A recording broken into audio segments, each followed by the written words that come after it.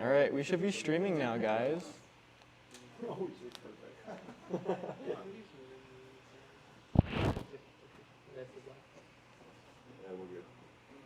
Everyone good so far? All right. So for last week, we did like Linux hardening with typical firewalls, SSH config, even like where your user directory is and files that are stored there. Pretty normal stuff for right now. We're going to kind of do something similar for Windows. So everyone boot up your VM if it's not already installed, or even booted, to be honest. And we're going to go a little review real quick.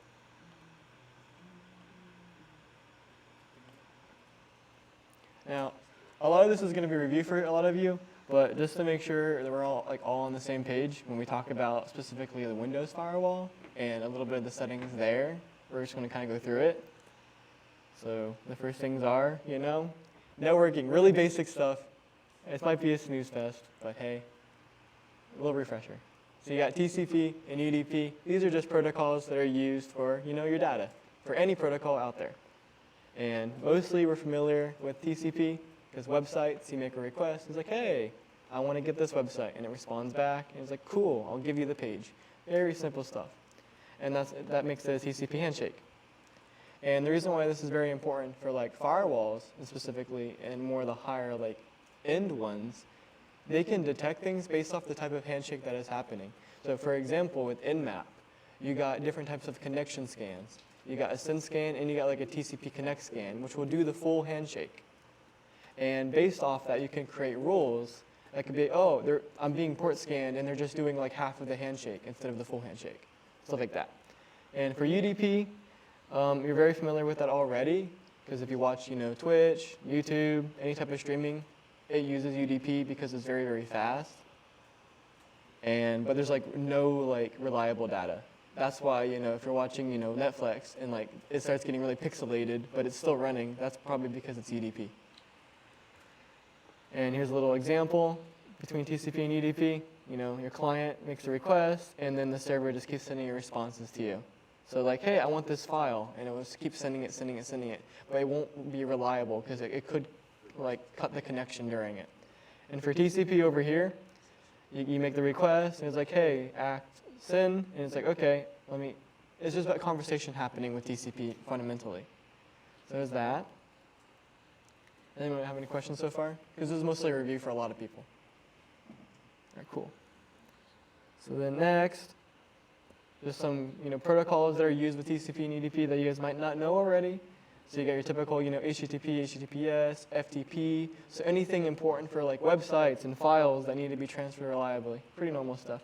And then for UDP, you got DNS, TFTP, and VoIP, which is just using a phone that's connected over the network to communicate. And file downloading, web browsing, etc., gaming and streaming, pretty normal stuff. Slow but reliable, but fast but unreliable. And the reason why this is actually really important for blue teaming is if you have an attacker that's already has gained to a system, access to a system specifically, they can exfiltrate data off of UDP protocols. So for example, you could use DNS. We're familiar with DNS by domain names and tying IPs to domain names. It all happens in the background when you type google.com. But an attacker can use that protocol to take data, and you don't really want that. And the next thing we're going to go into is the firewalls. We did a little bit last week for UFW, but a little bit more on the higher level in this case. So they just monitor traffic and filter for whatever is happening, ingoing or outgoing. And they can be anywhere from your routers to your operating system, even hardware firewalls, which a lot of universities and corporate companies use. And you create your rules for either based off of user or the applications that are running, or even just the port. Because we learned last week, we can run any service on any port as long as it's above a certain range. And you could just see from the diagram below, we got all of this traffic hitting the firewall, and the firewall's like, hey, block all of that except those two connections right there. And you got those different types of rules, allow, pretty standard. You could say allow from this IP, allow port from this IP, drop, which means it will just drop the traffic. And this would actually be pretty good because this can send false positives to an attacker. So if they run an MNAP scan and be like, wow, they're dropping all my traffic, but I don't know if it's actually open or closed. It's just a little bit misguided information right there. And then you could just flat out reject, which you guys already learned from last week. When you tried to SSH or even access the web page, it just didn't connect because it just rejected you because of UFW being set up. So open up PowerShell within your VM and make sure it's running as administrator.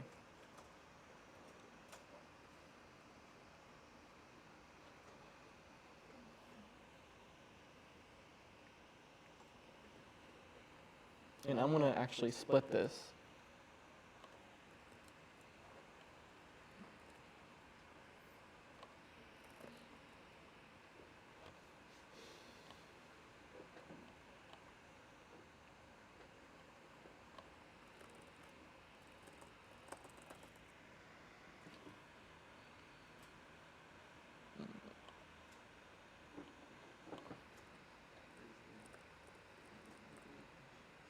Is that big enough for everyone? What's up? Yeah, extra. Going back a little bit, talk about types of network traffic with gaming. Do you know about UPnP? UPnP? Yeah. Like Is that unsecure? Well, it is unsecure because it's one way to like port forward automatically. So what's been happening, like a few years back, you guys might have heard about like the PewDiePie thing with like printers and like smart TVs. This guy, I forgot his name, but like Hacking Giraffe, I think it was his like handle. And he basically used like IoT devices that were utilizing UPnP and basically print, on printers like, oh, subscribe to PewDiePie. Or even just like TVs actually showing like an ad of it. So that's one way. Yeah, even on a smart fridge, like anything that could use UPnP, and that's why you really want to like not use it within your home network. So should that be like default network denied or disabled then? Say it again? So should that be default like off, like disabled? You should have that default alt on your network, especially if you're already using IoT devices. So like Amazon Alexa, even smart fridges, smart toasters, anything smart these days. So I would recommend disconnecting it. It's usually enabled within your router. All right, does everyone have PowerShell open as administrator? All right, cool. So can you guys see these commands, or do I need to make it bigger for you? We're all good? All right, cool. So when we did PowerShell like a few weeks back, we went over like the getting and setting for certain things. So for example, now this is a pretty default VM of Windows, but during competitions, they will have their firewall usually turned off or have some sort of weird profile enabled and not like secured properly. So a quick way to get it through PowerShell is just do get init firewall, and then you want to get the profile. And this will show you all the configurations with each profile. So if I scroll back to the top, we got the domain profile, and you can see any like default rules that are set up and see how all these say not configured. And you can even see the log of like where it's going to be. So going back to when we were doing, gray log, this is one of the things you can set up as a log as probably like an input. Isn't that correct, Vincent? Cool. And then we got the private profile, and you can see it's enabled. True, true. Now, this is obvious. This is going to say false during competitions. And say if you're not too familiar with like the PowerShell in general, we can access the same exact information through the firewall, like within Windows search. So you can do firewall, and then Windows Defender firewall.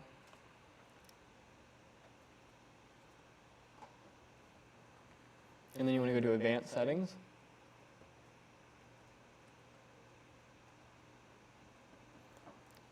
And you can see the same exact information here. Windows Defender Firewall is on, for all three profiles. And these profiles are really important because depending on the type of connection, so let's say, you bring your laptop out to Starbucks. What's up? So for the fourth bullet point, you're making a rule to block. It says it blocks outbound traffic on port 80, but it specifies protocol TCP.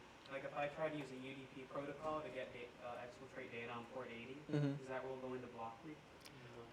Well, usually it probably won't because you would have to just like use both protocols. But when we talked about like the layer in defense type of deal, usually your firewall might not allow that at all, like any UDP traffic on port 80. But this is just on like the host level firewall. Okay.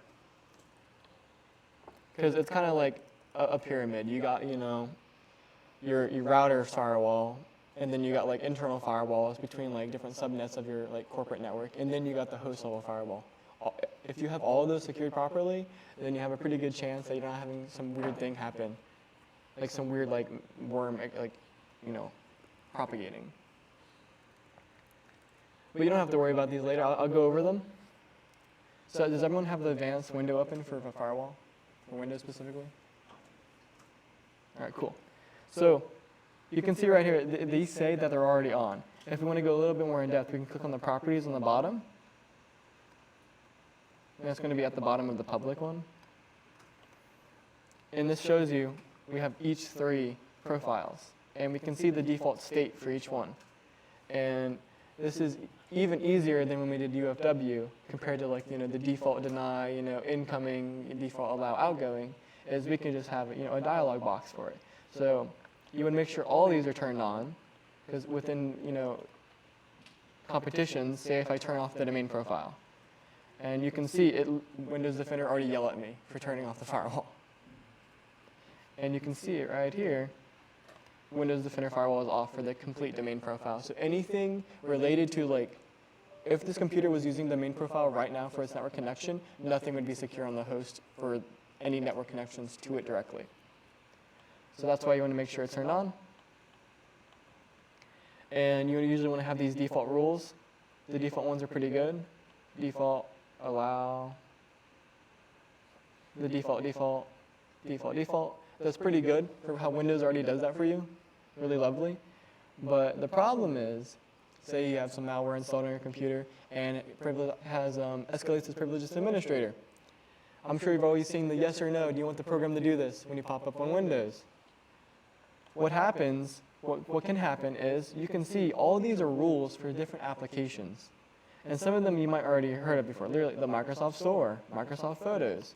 So when you say yes or no, and you've actually said yes on accident, there could be a firewall rule created already for this malware to basically, hey, I know you have block and deny incoming and like allowing only outgoing traffic, but since I have this exclusive firewall here, I just bypass all of that. So that's like the second area you kind of want to check within your rules to see if there's anything funny looking. So obviously, this is a pretty bare bones Windows image, so there's actually not that many rules here. But let's say you're a gamer, you play Steam. A lot of those games you play on Steam, they make their own firewall rules. And you could, if you're on your laptop right now and have Steam on it, you could open up your own Windows Defender and see, oh, there might be one for like Arma or Call of Duty, anything like that.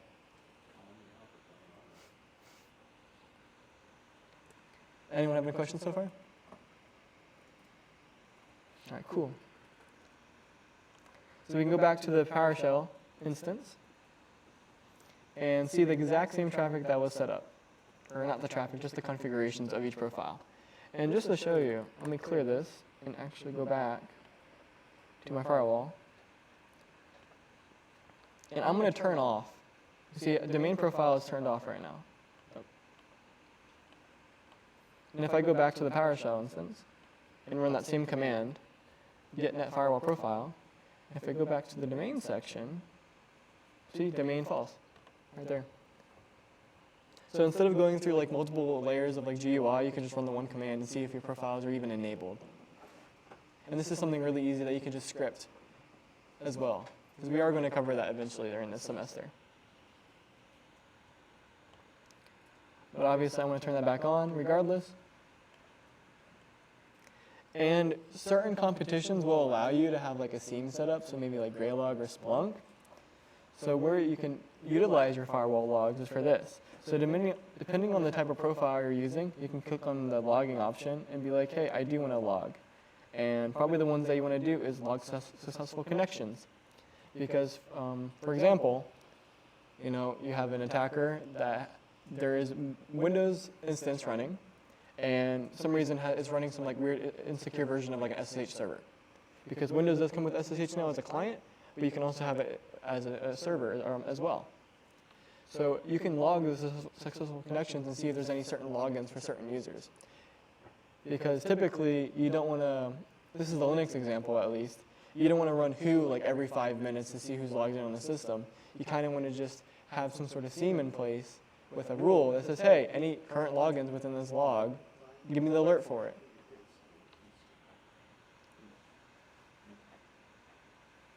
I'll even turn on the login for this real quick for all of these.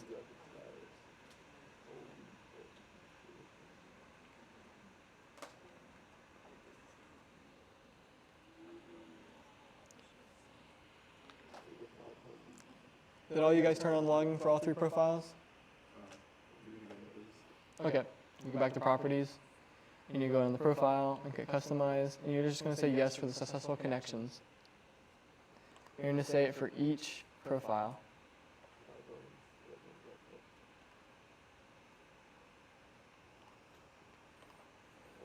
And once you do that, you can just copy this path and go to File Explorer. Oops.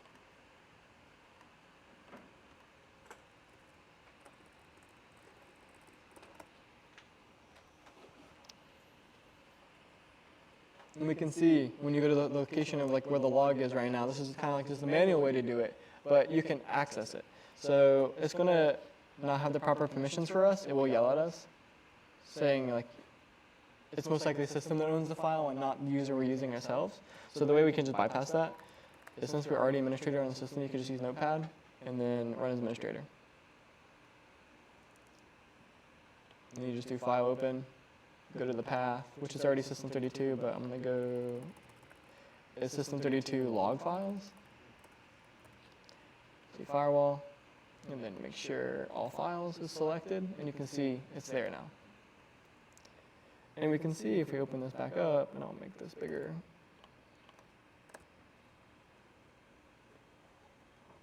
That we're allowing all these connections. So most likely this right here is my own IP. And just to confirm that, we can go back to PowerShell.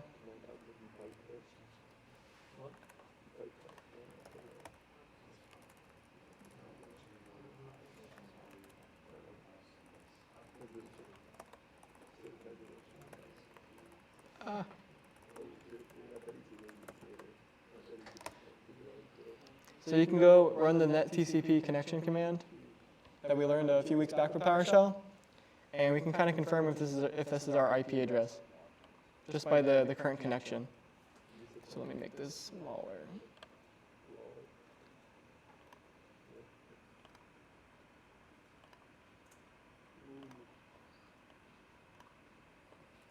Okay, it's looking kind of scuffed. Here we go. And we can see right here we got that IP address still, the 78.130, which is like equivalent of here. And you can see that the format between running and getting a TCP connection is very similar to the log itself. So it's really easy to see what is exactly happening. So we can see the destination port and the source port as well, 443. Who knows 443? Please tell me. Yes. So even though I did not access any websites within like Edge or anything, Windows Update could have, pulled something from one of their servers without me knowing. So you can see, and this pulled it. How do you open the text file as administrator again? Oh, you just go to text editor or Notepad, and then run it as admin. But let's say, because there is instances where you're not going to have a GUI with Windows, it's very rare, but it's very good to at least know what's happening. So you can do the same exact thing within PowerShell. Since this is already administrator, I can navigate to the directory for the firewall, and we can see the log right there. And since this is I'm already an administrator, I could just run type, which is equivalent to cat from Windows. And you can see it's the same content. It's just going to look ugly because it's in a console right now, compared to like a typical text editor. All right, cool.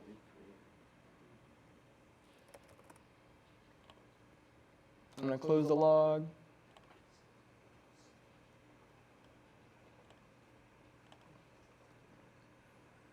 All right, cool.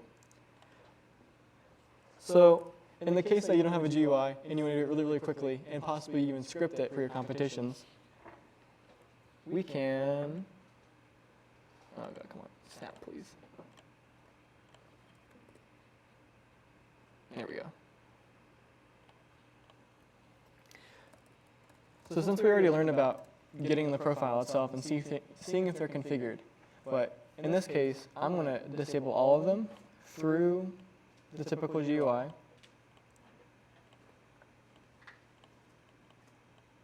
And you guys should do the same as well, so you can see how this applies.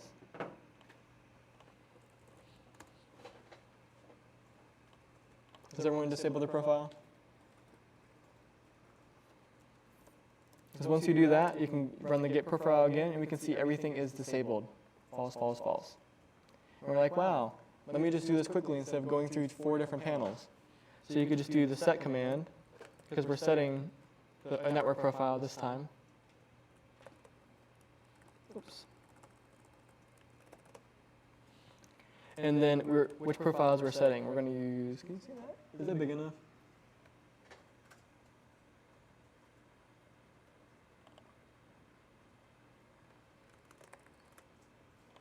Make it bigger.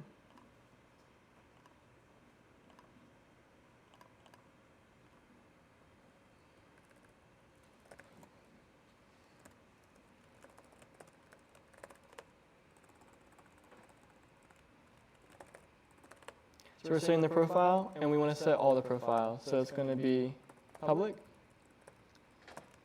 private, and domain. And we want to say enabled to true. You have a typo in profile. Oh, surprisingly, you didn't yell at me. So now, does everyone run this command yet?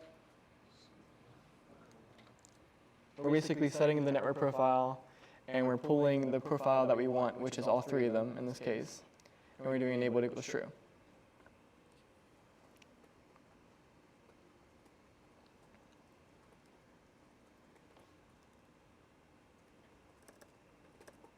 And once we have that, we can confirm if they're enabled. Enabled true. Enable true. And enable true. Perfect. That's exactly what we want. But let's say, you know, we don't have time to script it and we want to make it quicker. You can possibly use wild flags with this. So I'm going to run the same command, but I'm going to disable all of them. And Windows Defender yells at me again. But instead of writing all 3 profiles, you should be able to use just the asterisk or the star. Which should enable all profiles. So when I go back to getting the profile, it sadly did not work. It did not support the star flag.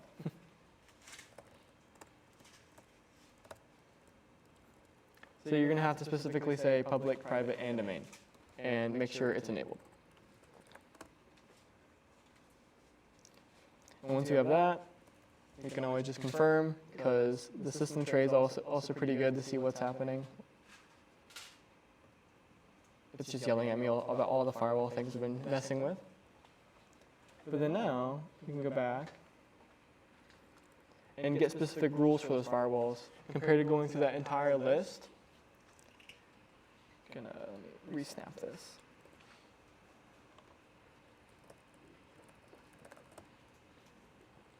So we're going to do the get flag again, and we want to get the network profile, or the net firewall profile specifically.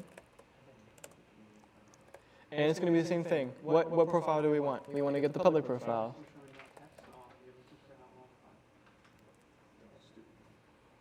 And then we're going to pipe that output and get any of the firewall rules dealing with that profile. Whoops. Oh, typo.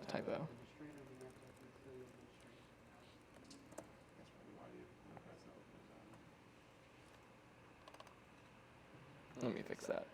Now this is going to run a lot, and we're not trying to actually, we want to pull specific rules. So we're getting that net firewall profile, and we're getting the public profile again, just that one this time. And then we want to get net firewall rule, and that's going to give us all the rules that is tagged with this profile. And if we run that, it's going to take a while because it's going to show a lot of rules. And it's going to be even worse during competition machines because there's typically software installed that has their own rules. So we want to use the find string command. And let's look for, I guess, like Microsoft Store. Microsoft.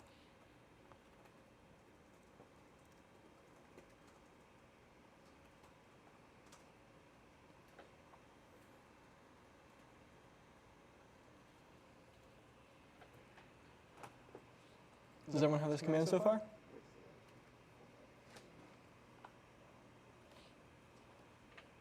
So basically we're just getting anything about that profile, the public profile. We're pulling the rules from that profile because we're piping. And then we're just looking for the string of just Microsoft. Any rule dealing with Microsoft.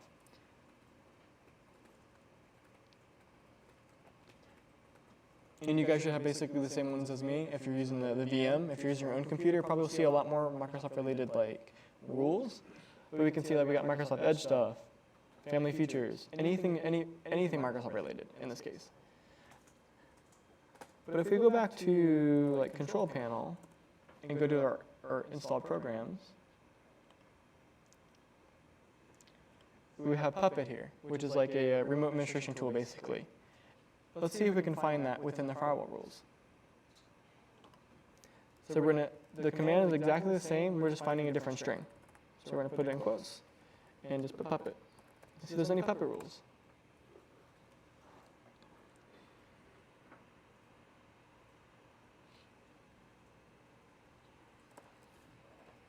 Did I spell that right? Oh, 2 P's.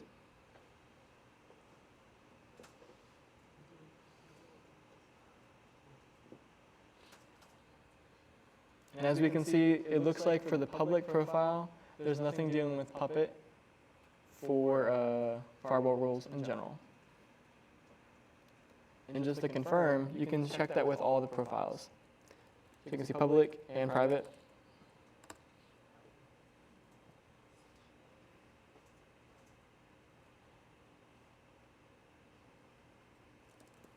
No rules there at all.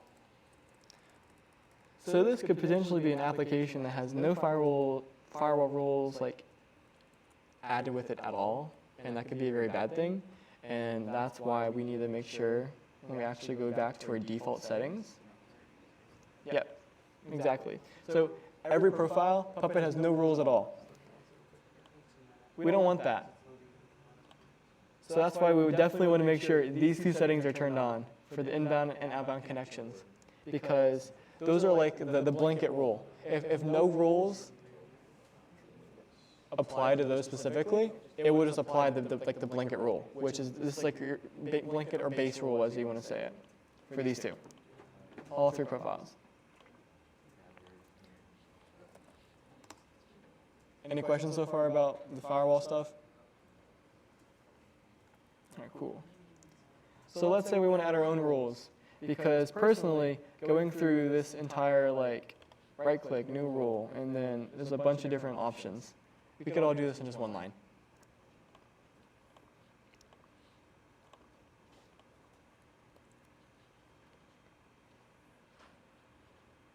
So now we're going to use the new verb. You know, we're getting new this time, new net firewall rule.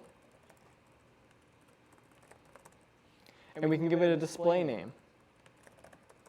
Those were how we basically were searching for like Microsoft and like Puppet and all those different rules.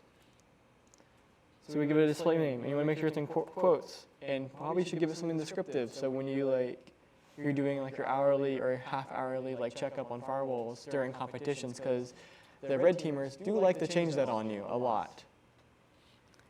So just say, you know, block outbound 480. Make sure it's a string, so quotes on both sides. And then you see the direction it's coming from, and that's going to be outbound. So that means my source port being port 80, reaching out.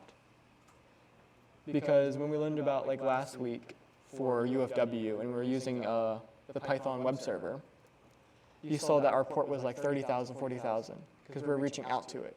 but the server itself was still running on port 80. So this is basically ensuring that if someone does have access to this machine and they wanted to run HTTP or any service on port 80, it will be blocked outbound. So they can't reach out from their machine out to any other machine. So they can't really exfiltrate data on port 80. What would happen if you tried to ping like your own computer on port 80 with this rule? Well, usually you can't ping with like ports. I mean, you can use Nmap to really see it, and it'll most likely just block it. Because it's going to block it through two ways. Either by the rule that you have in place or the default rule for the profile you're using. So in this case, it says just outbound traffic, which it might respond to the ping. So let's say if Python web server was running on port 80 in this case, then it will say, oh, we are running, but it will not basically send anything back because it's blocked outbound. And then you set your action. So just block. Oops, what did I type out wrong? Oh, I put display, not display name.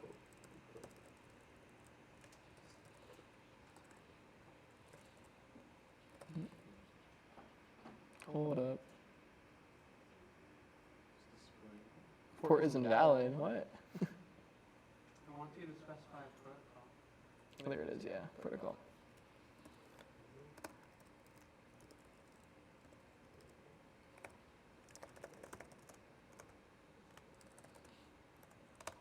There you go. So once you run that, you can see that the port, it has been added. It has its own unique identifier for its name, but it also has the display name. So to confirm that this does exist right now in our firewall, we can go back to the GUI of it, go to our outbound rules, and you can see right on the top, there's ours right there, what we just created. You can go to the properties of it and even customize it a little bit further if you didn't know too much about the commands, but you can see it has the protocol. All these different protocols. The only ones that really matter for us right now is TCP and UDP. And you can see specific ports as well. And you can even limit it to a scope. So for example, during a competition, you usually have like a VPN connection to their network. And if you know that your VPN IP is not going to change, you can say, hey, any SSH connection from my IP, allow it. Anything else, deny. And that's exactly how you can set it up within scope here for Windows specifically. And it's just like the same thing with UFW as well. Allow from XIP. Does everyone have the rule so far in the GUI? They can actually see it? Can you hop back to the command, please? Yes. That's just with the protocol statement. It's protocol TCP. Your protocol TCP.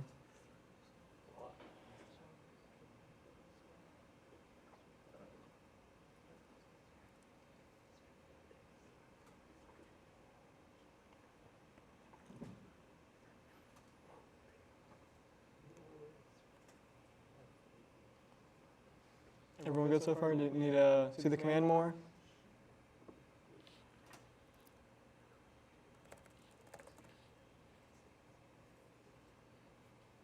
All right, so that's kind of like the bare basis right now with working with Windows Firewall with PowerShell and the GUI protocol program of it, because there are cases where, let's say you're working on a Windows server that's using like Active Directory, and for some weird reason the attacker limits your access to this the GUI executable for this, but you still have access to your PowerShell. You should know both ways to do the rules. And just to show us how to do it again, I could just do the new rule, and see you can specify port. It kind of handholds you. You choose the protocol. Let's say 8080 this time, which is like another port that a web server can be hosted on. And you can say what type of connection do you want. Allow the secured, allow its connection. We're just going to say block. What rule does it apply to? Well, all profiles to be applied to it. And you give it its display name.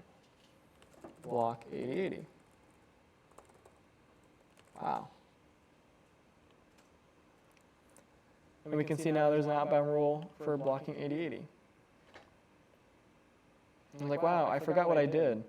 And you can see your description. So let's say there was some wacky port running on 40,000, but it was a required service for your VM, like some weird automation script that was needed to be run. If you didn't know what that port was and you made a firewall for it, a rule for it specifically, you can always just add a description and be like, hey, this is a little bit of a reminder for me later on. Because during competitions, you kind of will forget, oh, I did that like 2 hours ago.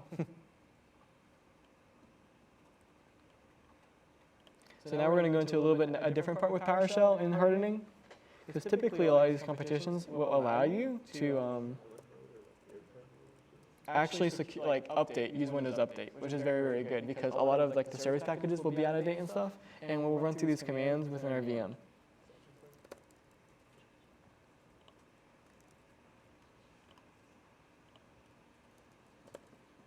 Oh, please work.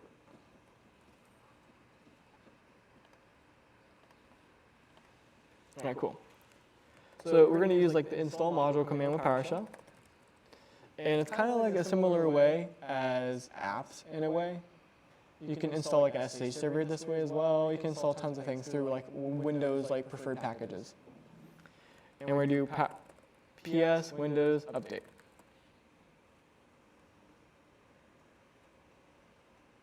And we're going to get a pop-up saying, yes, we do want to install this and import it. Is that administrator restricted? Yeah, make sure you're running it as administrator for PowerShell for this.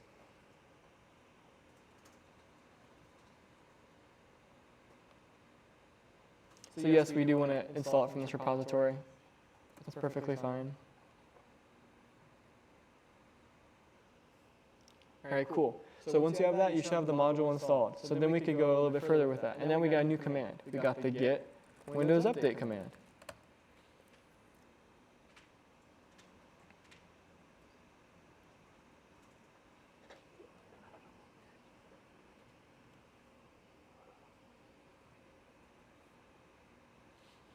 And this is going to pull from like Windows Update itself. Depending on what version of Windows you have, you might have like a different version depending on like the quarter that you got it. And they kind of show that in the background while this is working. You can go to the Windows search and type WinVer, and this tells you your Windows version. And this is very good because it tells you the specific version right here and even the build. And you can see if there's vulnerabilities for that build if you just look it up on Google, or even like ExploitDB and stuff like that. So you can see we're on 1809. And usually this represents like the quarter. You got like 20.h2 now, like half of the year is kind of going off that format. We could just close that out. And we can see the updates that we have. So then let's say we want to install those updates. Install Windows updates.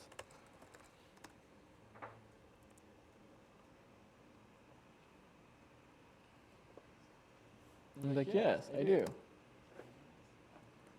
Yes to all. I'm going to say A for all.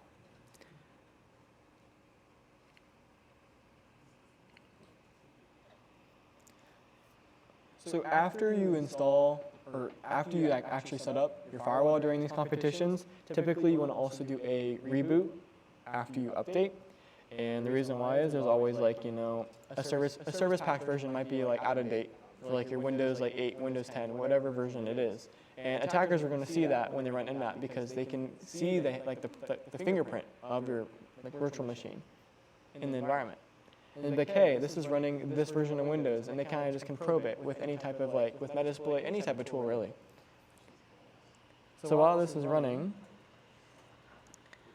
you can actually confirm if you go for check for updates. This is the GUI way to do it. And it's not saying it's anything right now because it's running through like the PowerShell module. What's up?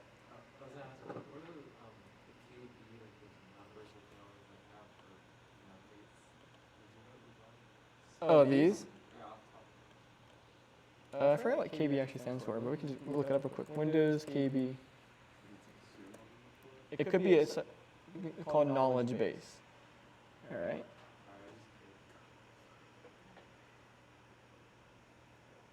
It seems to be basically the library that's used for like the update you're using. So it's basically just a tag for the certain update that you're doing. A unique like tag specifically. No worries. I didn't know what it means like entirely, and that's why you can just Google it, because you're definitely going to be doing a lot of Googling during competitions because there's so much software that they put on those machines you will not know what it's about. So that's why like working in the competitions and then doing what we're doing right now is a great way to kind of expose yourself to be like, oh, let me just Google this. So this is almost done installing. And then once you get that command finished, we can just do the get Windows update and just say install all and auto reboot. Because sadly, with Windows, you can't really apply all the updates without rebooting, and that's what makes it really terrible during competitions, because a lot of them are scoring based off your services that are online. But sometimes you gotta sacrifice 5 minutes to 10 minutes to update your machines and then bring them back up online. Because you don't want to get some random patch that was not even updated properly to, get root access to your system.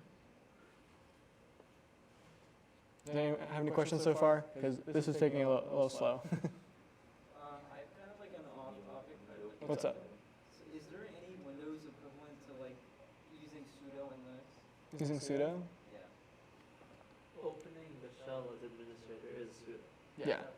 Yeah, when you open like anything, Yeah, So- so just like Oh, he means like run a command? yeah, as like sudo? in your like terminal or any sort of like command prompt or Run as. does it run as? Yeah, run as, but you'll need, it's weird, so there's this command called run as, and it's not necessarily on PowerShell, and you can say run as, and then username, and then the password, and then, or you can leave the password blank, you wanna enter it in standard in, so it's not stored in history, but username, and then the command that you wanna run, and then you enter the password once you click enter, kinda like sudo, you should be able to see it, so slash profile is the command, I believe, and then slash user is, or maybe not slash profile. Program is at the end, sorry. Yeah. The slash user. Yeah, you can see the examples right here. We're doing run as, and this is as a domain administrator, so we're gonna actually look at the top one.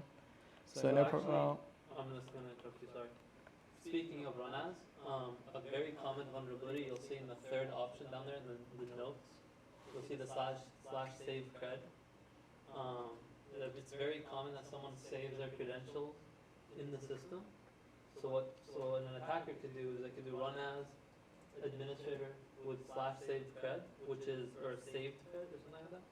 And it'll just run off of the credential that's already saved on the system.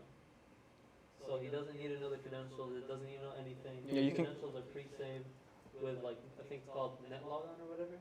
Yes. And then you'll be, or auto logon, and then you get to run as administrator or whatever, so, that is something to look. Yeah, it's kind of similar to with how cookies work. It's kind of just cached with your password, in a sense. And depending on how your Windows server is set up, it will allow that option for like the auto login.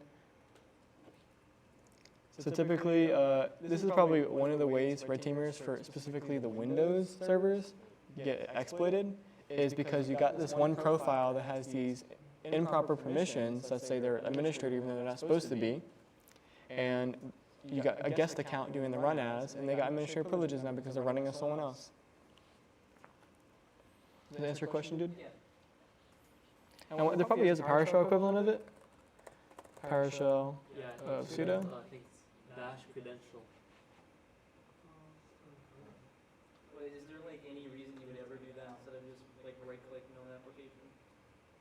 Oh, well, a lot of the okay, so the commands we're using in PowerShell are all within PowerShell. They're all command line based. Right. Yeah. So you can't really do that too much. So you have to usually do like the right click for like the PowerShell window. But let's say like we did it for like Notepad, but you can do the same thing. Like if I actually make another PowerShell window, and just type Notepad. How come Windows doesn't prompt us for the administrator password? Like, why can we just like run Notepad as admin and it doesn't prompt us? Well, it did the user access control, so which is what pops up. So if I go back to Notepad, run as administrator, this is actually what is preventing us from actually like getting into the permissions for it. So this is, as you can see,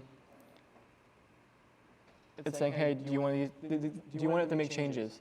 Because the user you're using right now doesn't have quote unquote like full admin privileges, so you kind of have to escalate. That's why we're saying yes, which escalates to the administrator. And the way, that's actually another good point within Windows hardening is UAC control settings. That pop-up is what is UAC. So if I go here, you can see right here, you can set tiers for what you want to do. So if I put on the always notify, it says apps try to install software, make changes, and I make changes to Windows settings. So basically, if you change like your DNS server, your default browser, if you have this on the always notify, you're always going to have to say yes or no. And this could be a really good way to push away an attacker from just installing like like using secure copy and bringing over like a netcat instance or something. But with what you were saying, UAC is like basically escalates you and will notify you if some weird changes are happening from a program. That's when you download a Steam game, it'll say yes or no when you like fully run it because that's making firewall changes.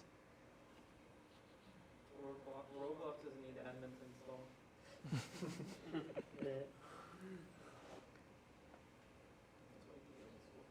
I think Roblox is kind of a unique case though, because it's not really running as it's full-blown, what's the word?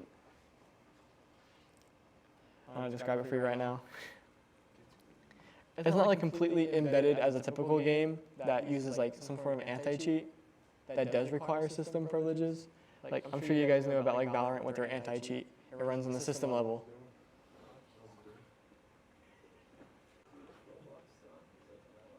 Genshin anti-cheat at kernel level. No, I'm kidding, it is. It is at kernel level. Yeah, same for Valorant. A lot of anti-cheats are actually at the kernel level, sadly.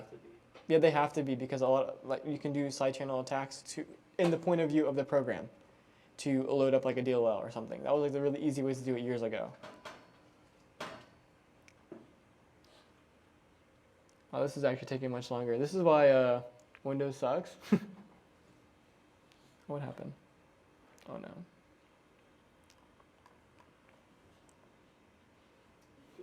All right, while that's happening, I'll go back to the PowerPoint. And here's some links that was provided like last year and for this year as well. It's about using like IP tables, which is like the lower end version of UFW. It's more in depth, but harder to learn first off. That's why I really recommend UFW in general because it comes with almost every distro now. And then we also got like the configuring for like Windows Firewall itself, which goes over like the PowerShell ways and the GUI ways. And I'll be posting that in the meetings chat. I can actually do that right now.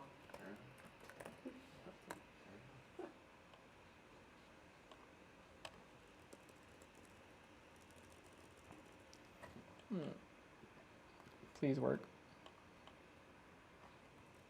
So if you guys want to read a little bit more about this, Windows documentation, surprisingly for Microsoft, they do provide a lot of good documentation. If you're learning C# or even using how to the system internals for like Windows, a lot of the Active Directory stuff, all of that's like documented on their end. And I'm really happy that they push that so hard. Some IP table stuff right there. More IP tables. And then the UFW commands, this is like the DigitalOcean website we've used last week.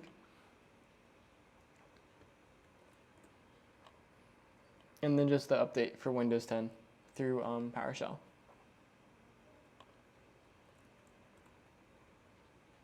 So if you guys want to get any other extra reading, during the week, or if you're just bored, you can always look at this stuff.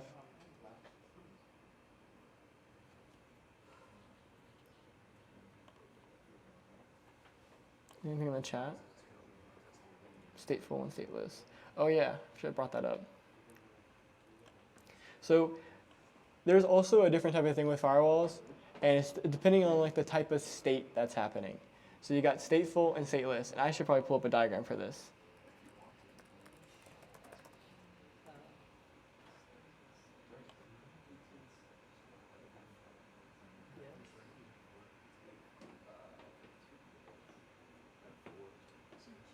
Okay, here we go.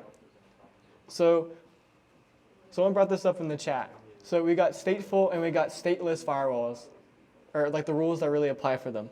So for example, with a stateful firewall, it can actually log the type of session that was made, the content and stuff. So let's say if you're making a GET request to a website, you can kind of see what that request was. But for a stateless firewall, you might just have a rule that blocks all and doesn't really collect what's happening.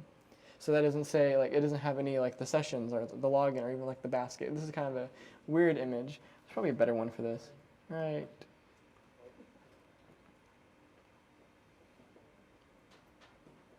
Yeah. So stateful firewalls are better because it actually keeps track of what's happening for certain connections. And a lot of the newer firewalls out now do support this compared to just a typical block. Let me see if they say anything.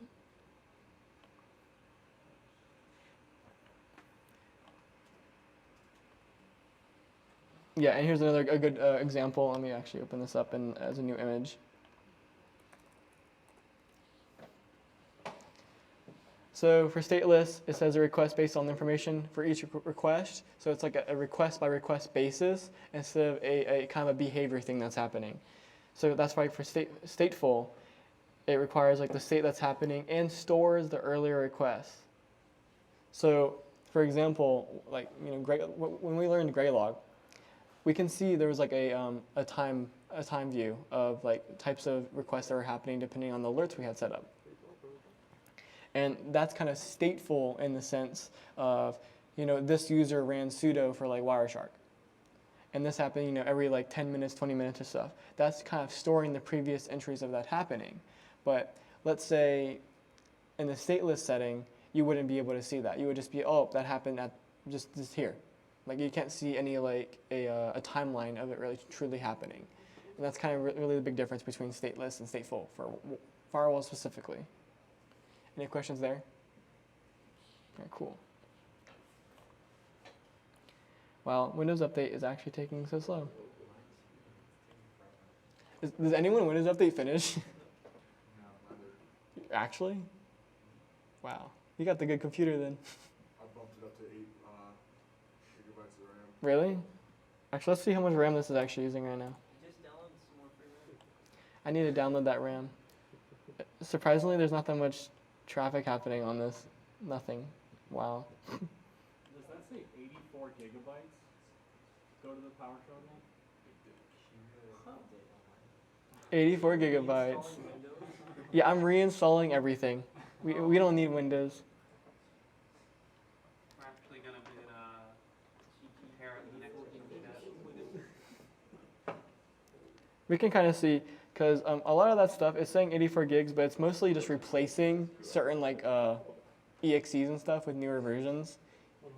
And also probably installing a newer kernel. Because you can see this is the 2021 update. So we can see what time period actually our version came out. So we got 1809 for our version. So if we didn't know what 1809 was, we can go to Windows 1809 release. And you can see Windows 1809 came out in 2018.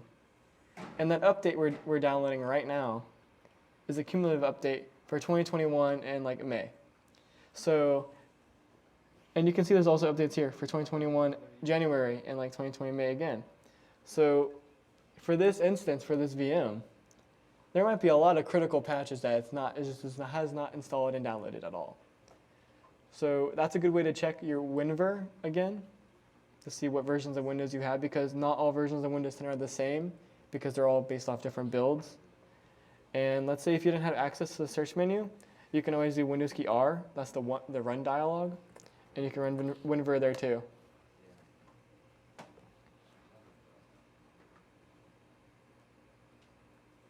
Honestly, I might just pause the VM. I don't want to do that update if it's actually 84 gigs. Holy crap, do not do that update. Do it. Can we just DOS the network here by all downloading a Windows update? I mean, I'm sure that happens like every week. I'm sure they have some sort of schedule for their updates that just congest the network. That would be the best way to do it, is do it like every other day with different subnets, typically.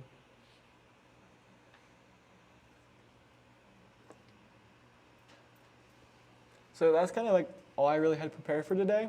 It's kind of like more of a chill Windows hardening video section. But for next week, we're going to do something. We're going to break off into groups, and we're going to go back into more of the advanced Linux hardening and actually show you guys what kind of like a competition would look like, what services are actually running and stuff. Because right now, we kind of just learned how to see it, but for next week, we're going to actually find how to find it and actually how to remove it. Sound good to everyone? Yeah. Perfect. Sounds good. I'm going to end the stream then. Thank you, Austin. Thank you. to revert your Windows update via PowerShell. What's up? Can you put up the QR code again? Yes. We've got a QR, Hey, if you didn't scan the QR code, go for it. And square zero, I think you can. And I hope I made a Mr. Pone. I hope I explained stateful and stateless. I should have brought it up earlier. Yeah, make their pwn. I wonder who that is. What? Do you know who that is? You know? Nope. Our chat is tame today though. Yeah, it should be under VODs when the stream ends. All right, everyone good so far? We need to All right, cool. I'm gonna end the stream. Have a good night, guys.